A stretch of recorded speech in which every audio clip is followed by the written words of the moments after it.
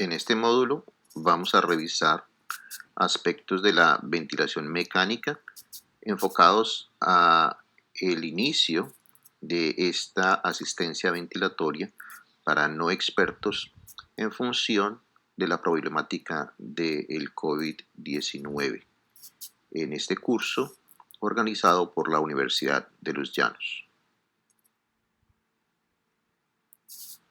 Mi nombre es Norton Pérez Gutiérrez.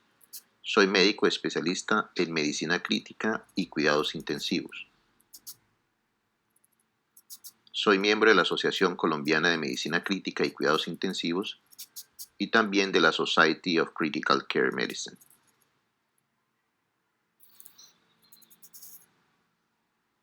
Soy coordinador encargado del Departamento de Medicina Crítica y Cuidados Intensivos del Hospital Departamental de Villavicencio. Soy coordinador científico de la Clínica Primavera y profesor de la Facultad de Medicina de la Universidad Cooperativa de Colombia, Campus Villavicencio. Varias de las imágenes que voy a usar en este curso son tomadas de la web para dominio público y otras, sin embargo, son originales. Vamos a revisar en esta agenda acerca de los tipos de ventilación mecánica y cómo se pueden clasificar esta, los modos de ventilación mecánica, recordar los criterios para establecer la asistencia ventilatoria, cómo se debe hacer la programación inicial del ventilador, algunos indicadores y complicaciones de la ventilación mecánica.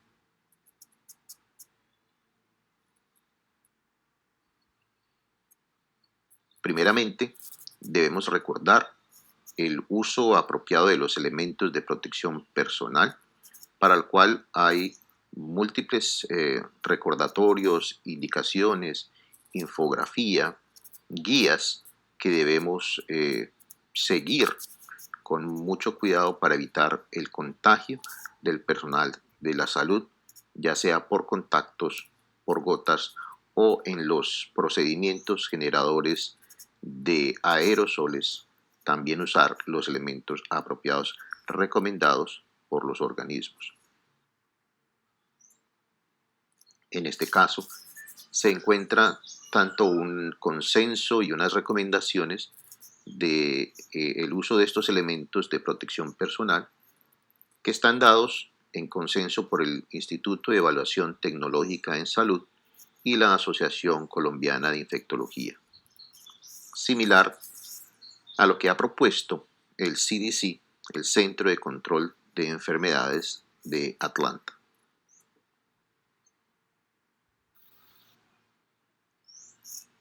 Se puede clasificar la ventilación mecánica como invasiva o no invasiva. En el primer caso, cuando requiere de la intubación traqueal, o en el segundo caso, mediante unas interfaces, unos dispositivos que puede ser una máscara facial o una máscara nasal o nasobucal.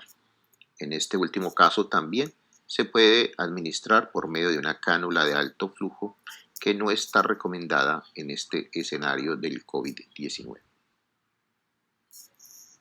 La ventilación también puede ser espontánea o asistida.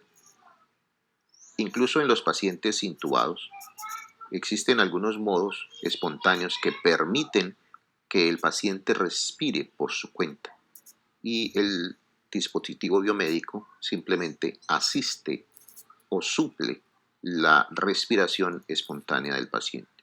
O en otros modos en donde es el equipo quien da toda la asistencia ventilatoria.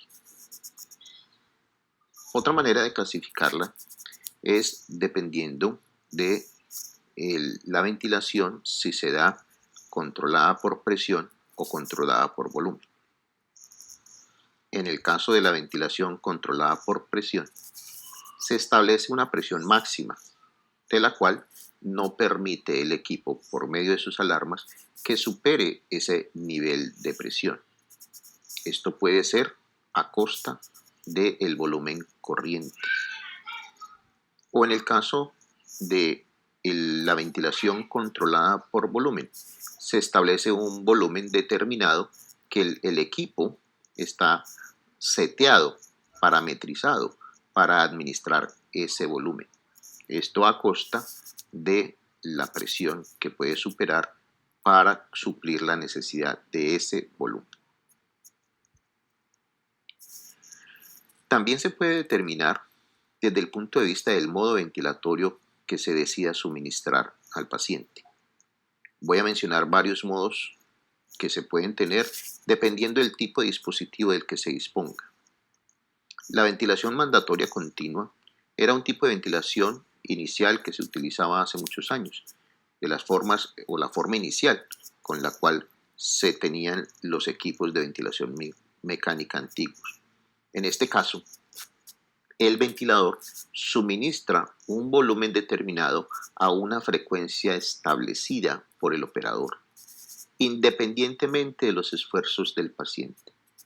Esto generaba una serie de trastornos, de problemas, de asincronías con la respiración del paciente cuando se alertaba, y por ello se requería en esas épocas que el paciente estuviera sedado, casi que llevaba un coma, y relajado por tiempo prolongado. Debido a los problemas y complicaciones que ofrecía este tipo de ventilación, se actualizan los ventiladores a unos modos como el asistido controlado. En este modo asistido controlado, el ventilador establece unos parámetros mínimos que se requieren en caso de que el paciente no tenga la capacidad por su estado neurológico o por su estado neuromuscular de dar una frecuencia respiratoria mínima o un volumen corriente mínimo. Sin embargo, este modo permite que si el paciente tiene la capacidad de hacer su propia asistencia ventilatoria, se lo permite. Un siguiente modo ventilatorio es la ventilación mandatoria intermitente sincrónica. Difiere en el anterior en que el ventilador percibe el esfuerzo ventilatorio cuando lo tiene. Cuando no lo tiene, él da un mínimo. Pero en el caso de que el paciente tenga un esfuerzo, él permite ese esfuerzo y lo soporta, lo apoya con un flujo adicional que se llama presión de soporte. El caso de la presión positiva continua en la vía aérea, que es poco utilizado en los adultos, más sí en los neonatos, es el que se llama CPAP, por esas cifras o siglas en inglés, mantiene una presión continua establecida por el operador en la vía aérea, pero para ello requiere de la capacidad de esfuerzo respiratorio del paciente.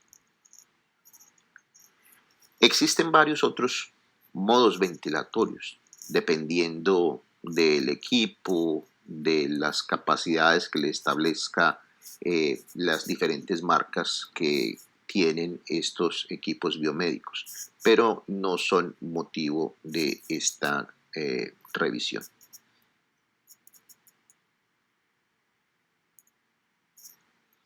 El consenso de la Asociación Colombiana de Medicina Crítica y Cuidados Intensivos nos recuerda unos parámetros para tener en cuenta a fin de tener unas indicaciones de aquellos pacientes que están requiriendo ventilación mecánica.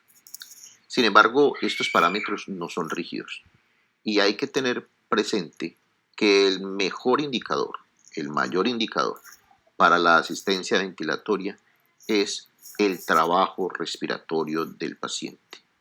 No se debe esperar hasta el último momento en que el paciente esté casi entrando en paro para hacer asistencia ventilatoria, ni tampoco es necesario demorar la intubación traqueal a la espera de unos gases sanguíneos para ver si se intuba el paciente o no.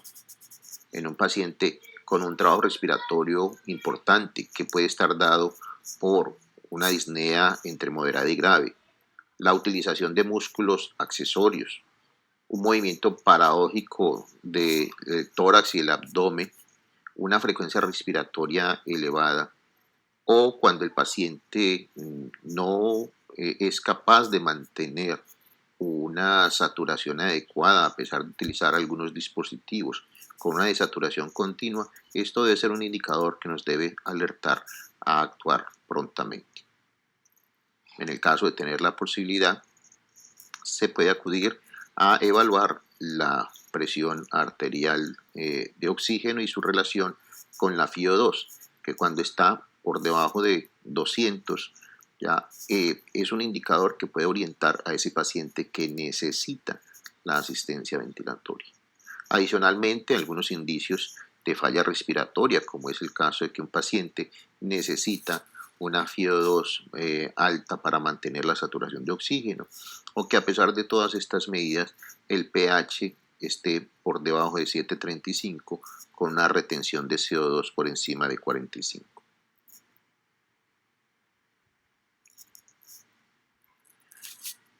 En primer lugar, se debe reconocer el equipo del cual se dispone en el servicio. Y en ese sentido es importante hacer la preparación previa antes de que se requiera la intubación e idealmente tener todos los dispositivos aledaños o los elementos que requiere el ventilador preparados antes de que se necesite la ventilación mecánica. Esta imagen que muestro aquí es uno de los varios equipos con los que contamos en las unidades de cuidados intensivos en la región. Y probablemente voy a mencionar algunos nombres de marcas. No tengo ningún conflicto de interés para presentarlos, simplemente lo hago para facilidad del reconocimiento de estos equipos. En este caso, este es un equipo Puritan Bennett 840 que es importante reconocer que en su parte anterior tiene el botón de encendido. Adicionalmente también en esta parte anterior está el sitio de conexión de la válvula expiratoria y de la válvula inspiratoria y que se debe preparar con anticipación. Asimismo, se debe asegurar que el equipo está conectado al suministro de gases con unas convenciones que no permiten un error en la conexión por temas de seguridad con el paciente. El equipo y la manguera blanca son aquellas que van conectados al aire, es decir, permiten un tipo de aire pero que no es medicinal y va al sistema de vacío. Mientras que el equipo amarillo va a una conexión de aire que es la que permite que la máquina haga una mezcla con el oxígeno y suministre a la concentración requerida. La manguera verde va conectado a la suplencia de oxígeno.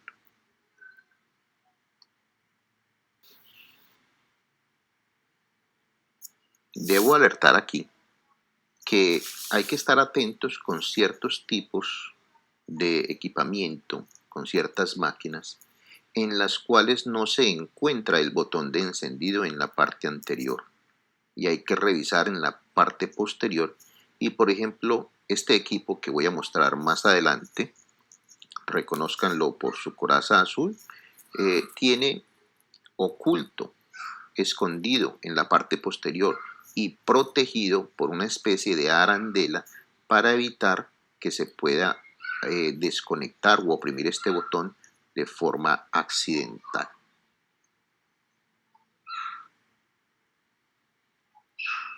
Adicionalmente, como se demuestra en este equipo Newport 360, con el que también se cuenta en las unidades de cuidados intensivos de la región, se debe verificar la conexión previa de los circuitos del ventilador y en algunas oportunidades algunos equipos también requieren el encendido y la prueba previa de estos circuitos ya que el equipo puede establecer una serie de mediciones para reconocer el diámetro, la resistencia y las fugas en el sistema, y este tiempo puede demorar alrededor de 5 o inclusive a veces 10 minutos.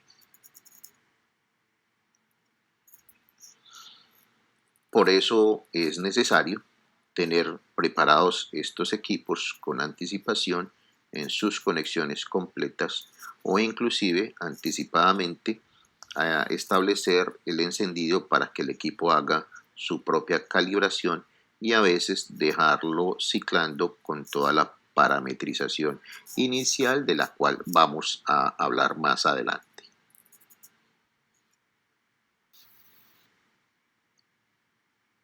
De tal modo que solemos tener preparado el equipo antes de que llegue el paciente a la unidad o inmediatamente se determina que el paciente requiere ser ventilado. Es lo primero que hacemos, verificar que el equipo está conectado en todas sus conexiones eléctricas y de gases y con los circuitos. Se hace la calibración, se permite que el equipo haga su calibración y se realizan la parametrización necesaria y se evalúa las alarmas que el equipo está arrojando, como en este caso, como se ve aquí en la imagen.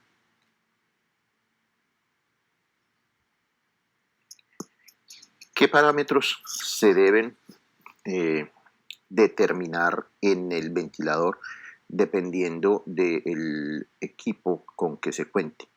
En el caso de los equipos con los que contamos en las unidades de cuidados intensivos en la región, se parametriza el modo ventilatorio, la fracción esperada de oxígeno, el volumen corriente, la frecuencia respiratoria y la presión al final de la expiración.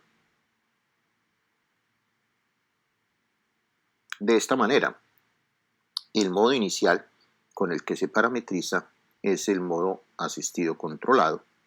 La FiO2 se inicia en 1, o sea, una concentración del 100%, un volumen corriente que puede ir de 6 a 8, por lo cual se inicia con 8 mililitros por kilo de peso. La frecuencia respiratoria puede ir de 12 a 16, por lo cual se parametriza en 14, y el PIB se parametriza en 5 centímetros de agua. En cuanto a los modos ventilatorios, existen varios modos. Entre esos vamos a hablar de este modo desde el punto de vista histórico, que es la ventilación mandatoria continua. En estos equipos antiguos como este, por ejemplo, ya que es un Puritan Bennett antiguo, se parametriza la FiO2, el volumen corriente, la frecuencia respiratoria y el PIB, o se parametrizaba. Este tipo de ventilación no se emplea por lo que les comenté anteriormente, la relación con la que se presentaba una asincronía frecuente con los pacientes una vez ellos intentaban hacer sus respiraciones espontáneas. El modo que vamos a establecer como estándar para el inicio de la ventilación mecánica es el modo asistido controlado. Este modo establece unos parámetros iniciales mínimos que el ventilador le provee al paciente. Usualmente que en esta situación inicial puede estar el paciente relajado o no está él siendo capaz de proveer las ventilaciones o las respiraciones mínimas necesarias. De modo que en este caso la máquina determina cuáles son las cantidades que le provee al paciente. De esta manera se programa la FiO2, se programa el volumen corriente, se programa la frecuencia respiratoria y se programa el PIB. Otro modo ventilatorio que se encuentra frecuentemente en estos equipos y que empleamos usualmente es el SIMB, es la ventilación mandatoria intermitente sincrónica. Este modo ya permite que cuando el paciente tiene algunos esfuerzos respiratorios, el equipo le permite, no solamente le permite hacer sus propias respiraciones, sino que se sincroniza con él y le hace un soporte, por eso se llama una presión de soporte que se debe, además de los parámetros anteriores, ajustar alrededor de 10 centímetros de agua por encima del PIB.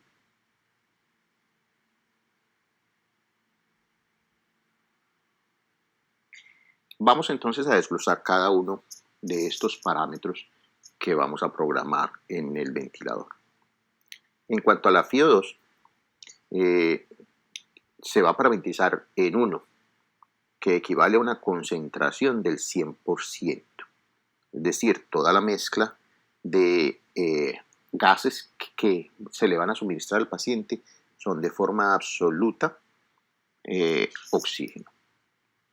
Sin embargo, hay que recordar que el oxígeno de forma prolongada puede ser tóxico para algunos de los tejidos del ojo y del pulmón.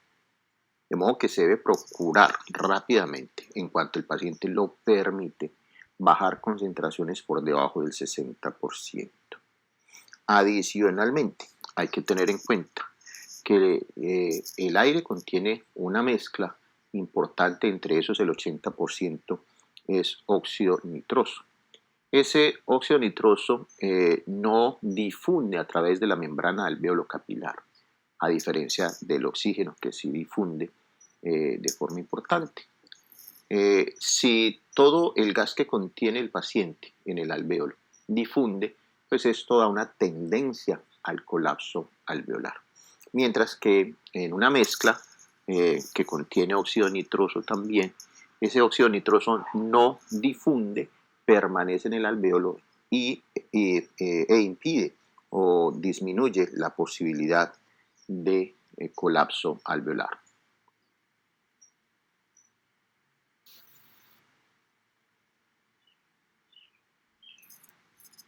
He diseñado este gráfico a mano a fin de dar una mayor comprensión sobre lo que son los volúmenes durante la respiración.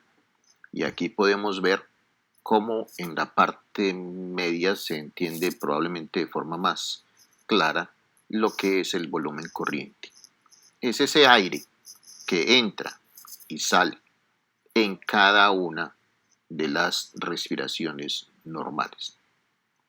Diferente del volumen de reserva inspiratorio, como se ve allí en la sección azul. El volumen de reserva expiratorio, y muy importante a considerar y a entender en esta patología sobre todo lo que es el volumen residual. Este volumen residual es el que se incrementa durante el aumento del PIB. Adicionalmente, las capacidades, que son la combinación al menos de dos de los volúmenes anteriormente expuestos. Entonces aquí está desde la capacidad pulmonar total hasta la capacidad inspiratoria, la capacidad vital y la capacidad residual funcional.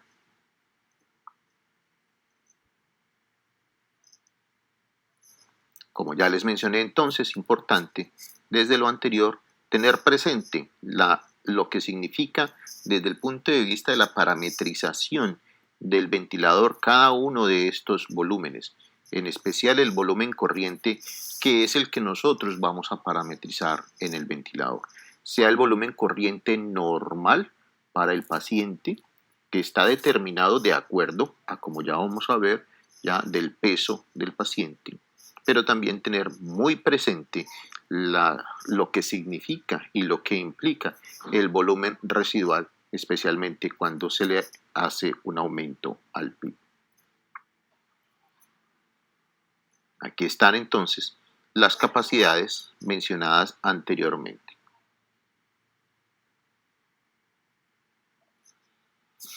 ¿Cómo se ajusta el volumen corriente? Ya lo habíamos mencionado previamente y es de acuerdo al peso. ¿Pero cuál peso? El peso real del paciente Y si resulta que el paciente tiene un peso de 120, 180 kilos, ¿será que lo programo de acuerdo a ese peso? Por supuesto que no. El peso del paciente no significa que al aumentar se aumenta la capacidad pulmonar. Como lo vemos ahí, de pronto nos lo recuerda más fácilmente esta imagen de la caja torácica. Por eso se emplea una fórmula que ha sido validada en el estudio del ARSNet, ¿ya?, del peso predicho, que es diferente para los hombres que aquel de las mujeres, y está dado de acuerdo a la talla del paciente. Ahí se presenta entonces la fórmula para estos, de acuerdo al sexo, la fórmula para el cálculo del volumen corriente.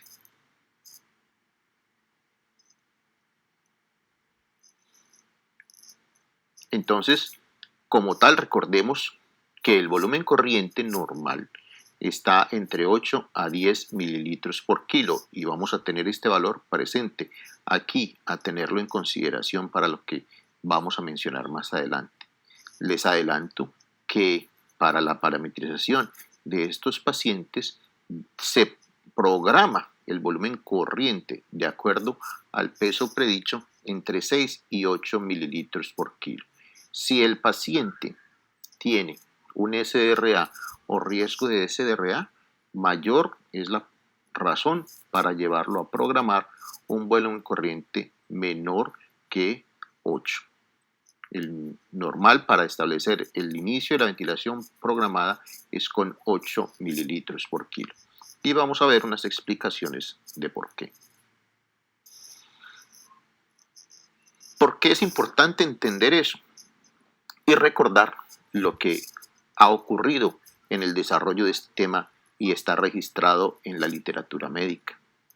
Hace varios años, este autor, el doctor Marcelo Amato, presentó este trabajo que fue un hito muy importante en el cuidado intensivo. Comparó dos grupos de pacientes, los unos a los que se le llamó con ventilación protectiva o protectora, que se ventilaron con volúmenes corrientes bajos. Esos volúmenes corrientes ya significaban ventilar al paciente con un volumen corriente de 8 mililitros por kilo, en contraste con aquellos con volumen corriente que se llamó convencional. Sin embargo, ese grupo llamado convencional tenía unos volúmenes corrientes programados entre 12 y 15 mililitros por kilo, que hoy en día sabemos que no es tan convencional.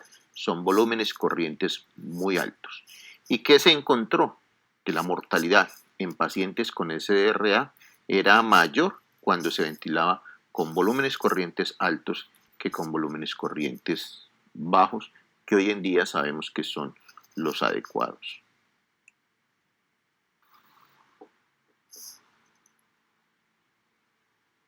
Si revisamos detalladamente los números de este trabajo,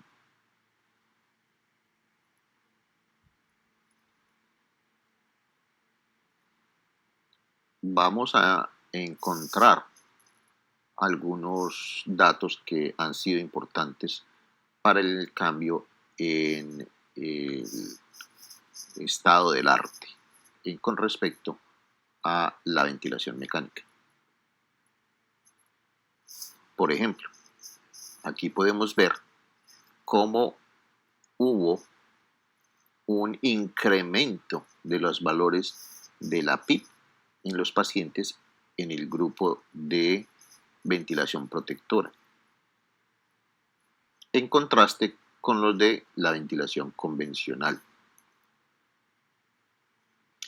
Esto tuvo un efecto importante y fue el descenso progresivo a partir del segundo al séptimo día de la presión plató a valores por debajo de 30, mientras que el grupo de control mantuvo valores por encima de este rango.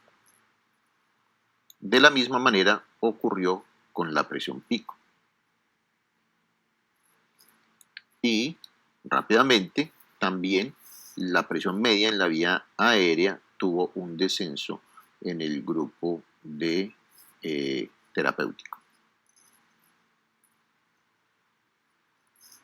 Aquí se ve reflejado entonces la estrategia planteada como intervención en el estudio, que fue manejar los pacientes con valores bajos de volumen corriente del orden de 6 mililitros por kilo, en contraste con los valores de 12 mililitros por kilo de peso de volumen corriente mencionados anteriormente. De tal manera que podemos entonces comparar con esa intervención cuáles fueron los resultados de estos dos grupos.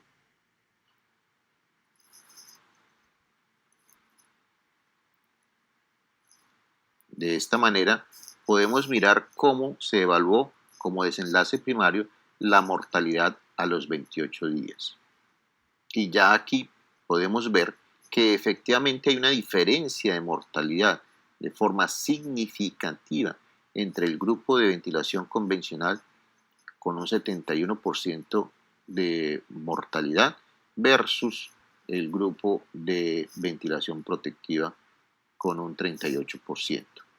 De todas maneras, hay que declarar que la mortalidad del grupo convencional estuvo extremadamente alta. Otros desenlaces también adicionales que se vieron, como fue la mortalidad dentro de la unidad de cuidados intensivos, también se observa allí,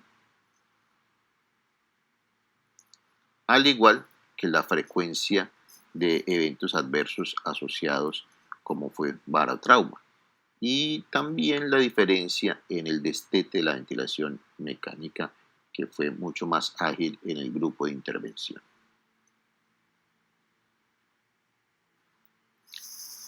Estas han sido lecciones aprendidas con este primer trabajo planteado por el doctor Amato y seguido por otros estudios como los que han realizado la red de SDRA, que muestra aquí a través de los años los aportes que han planteado estudios muy importantes como el CARMA, el ARMA, el Alveoli y otros estudios que han sido una piedra angular en el manejo de los pacientes con SRA, como el estudio Omega.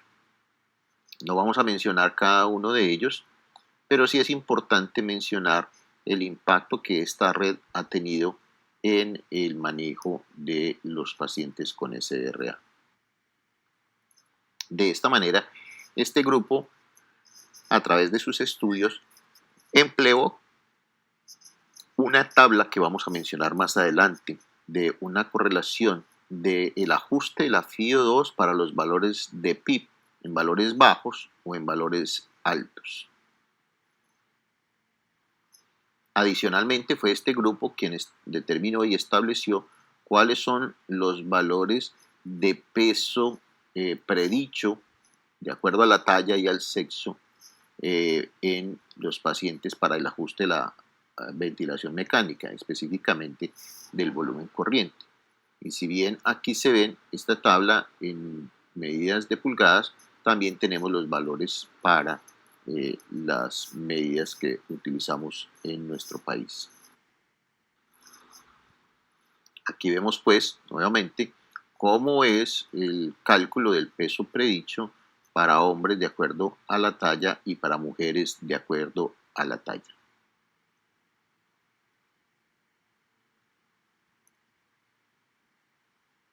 En este estudio, que les mencioné anteriormente, planteado por este grupo del ARSNet, se observa inicialmente cómo hay una diferencia de la mortalidad en el manejo de las estrategias de ventilación con bajo volumen tidal versus el método tradicional.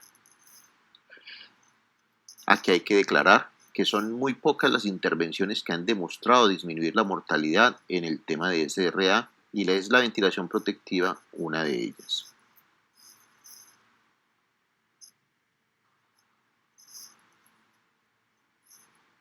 En este estudio se encontró que aquellos pacientes con estrategias de volúmenes tidal bajos tenían una menor mortalidad antes de su alta a la casa, inclusive sin asistencia ventilatoria, la cual fue significativa.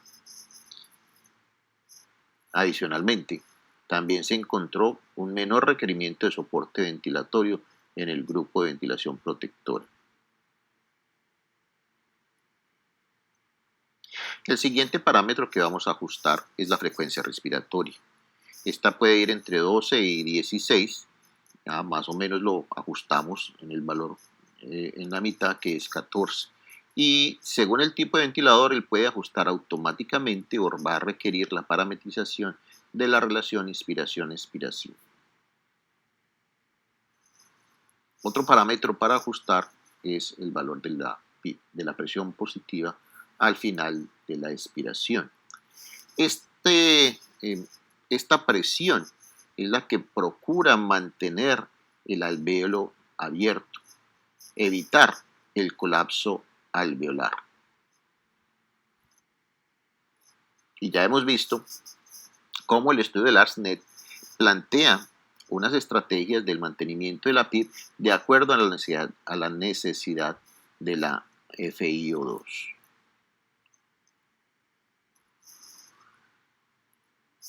Cada uno de estos ajustes que nosotros establecemos en el equipo de ventilación mecánica tiene unos efectos en la vía aérea que es posible visualizarlo a través de la monitoría de la pantalla, en la evaluación de las curvas, como vamos a ver más adelante.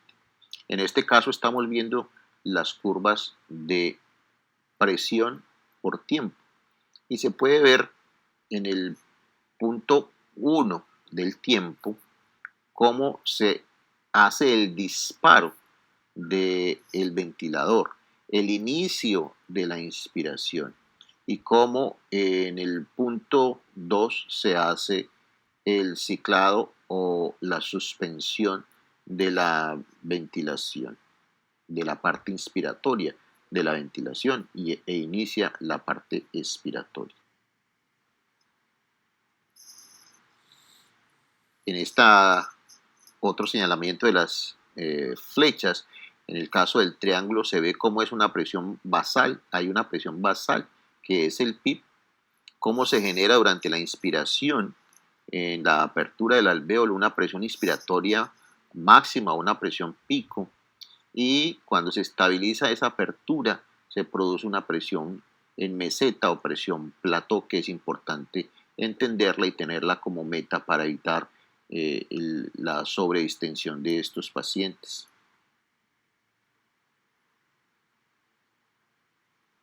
Por otro lado, podemos tener una graficación de las curvas del volumen de acuerdo a la presión. Y aquí se puede evaluar, en primer lugar, el punto de inflexión inferior y el punto de inflexión superior como indicadores del efecto de ese volumen y esa presión que le estamos dando al paciente en la vía aérea. En el paciente que está ventilado se requiere establecer una monitoría para evaluar los efectos de lo que se está haciendo con la parametrización del ventilador. Se tiene la posibilidad de monitorizar la presión en la vía aérea, el flujo que se le está administrando, el volumen también. Se puede de forma automática o calculada, en algunos ventiladores lo saca automáticamente, como es la distensibilidad. También nos muestra un valor de la presión plató luego de hacer una pausa inspiratoria durante 0.5 segundos. Y también se puede hacer un cálculo o una medición del driving pressure o presión de conducción. Cuando observamos la tendencia de las curvas de volumen y presión, podemos comprender si ese paciente efectivamente está cursando hacia un trastorno de la distensibilidad, que en todo caso puede hacerse un cálculo, entendiendo que la distensibilidad se relaciona con un delta de volumen sobre un delta de presión. En el caso del delta de volumen se trata del volumen corriente y el delta de presión está comprendido por el driving pressure, en este caso la presión plató menos el PIB. Aquí podemos señalar nuevamente de dónde podemos ubicar la presión plató, que equivale a la presión alveolar, y es importante en los pacientes con SRA mantenerla en valores por debajo de 30, como se mostró en el estudio inicial de Amato y en el estudio de Larsnet. También podemos entender y comprender qué significa el driving pressure ya en el cálculo que hicimos anteriormente.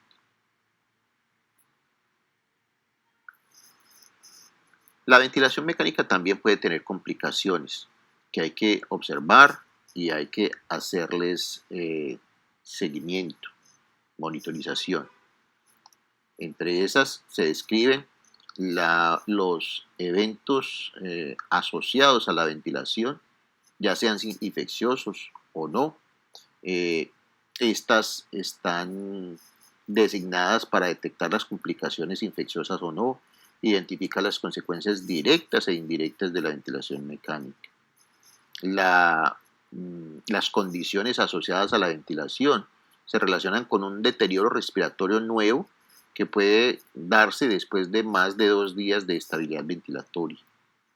De la misma manera están las complicaciones asociadas al ventilador y relacionadas con la infección que toman el VAC anterior más evidencia de infección y se pueden caracterizar por fiebre o leucocitosis con requerimientos inclusive de más de 4 días de un antibiótico nuevo por esta infección.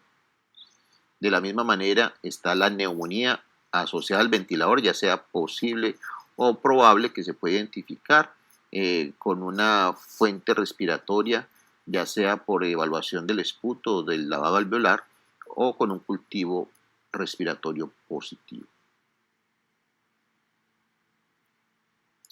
Estas complicaciones pueden darse por la intubación misma, por el tubo traqueal, la presencia del tubo traqueal que puede ser sobre la tráquea o sobre la misma transcurso de la vía aérea, inclusive a nivel facial y bucal.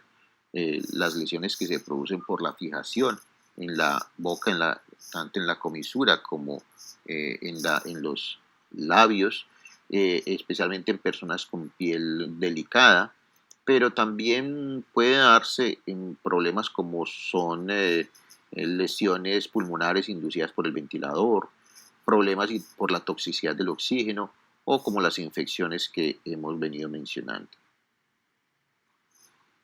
Dentro de estas podemos encontrar la neumonía asociada al ventilador en este caso, las traqueitis, también se pueden dar estenosis por la presencia del tubo traqueal, especialmente cuando no se controlan las presiones del neumotaponador, en presiones que estén por debajo de los valores de riesgo y que no alteren la perfusión de la mucosa traqueal. Se puede dar neumotórax también por trastornos de la distensibilidad pulmonar con una sobrepresión en la vía aérea o también por alteraciones mismas producidas, por ejemplo, por infección, como por los casos de neumonía necrotizante. Se puede dar el barotrauma, el volutrauma, el bilitrauma, que en general se han venido llamando a estas como el biotrauma. La ventilación mecánica puede generar una alteración del gasto cardíaco, con disfunción miocárdica o alteración del retorno venoso. También puede haber una alteración de la ventilación perfusión. Pueden darse momentos de desconexión de los circuitos o autoextubación del paciente o momentos en que el paciente puede estar asincrónico con el ventilador. Algunas estrategias de prevención de estas complicaciones, especialmente del mayor enemigo nuestro en la ventilación mecánica, como es la neumonía asociada a la ventilación, es la higiene de manos, que si todas estas medidas se llevan de forma conjunta, tienen mayor impacto que de forma aislada.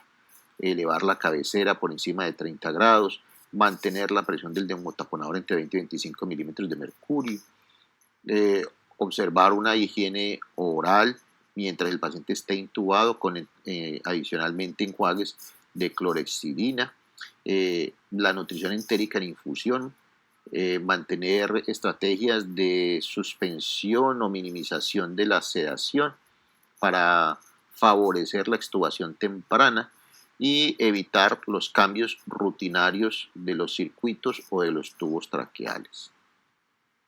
En estos casos existen algunos equipos como son camas que tienen la posibilidad de medir la posición de la cabecera en todo momento.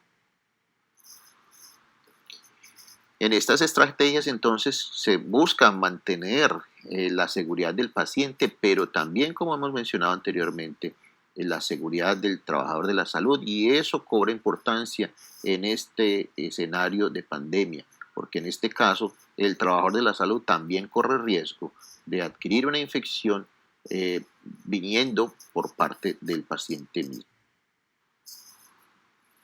Finalmente, entonces, debemos tener en cuenta un precepto que nos ha dictado desde hace mucho tiempo y al parecer viene de Ambrosio Paré, y es que nuestra labor como médicos, como cuidadores, como terapeutas, si bien no siempre podemos entrar a plantear la curación, pero sí frecuentemente podemos aliviar y siempre podremos consolar al paciente y la familia en esas estrategias que tienen que ver con el tema de humanización en las unidades de cuidados intensivos.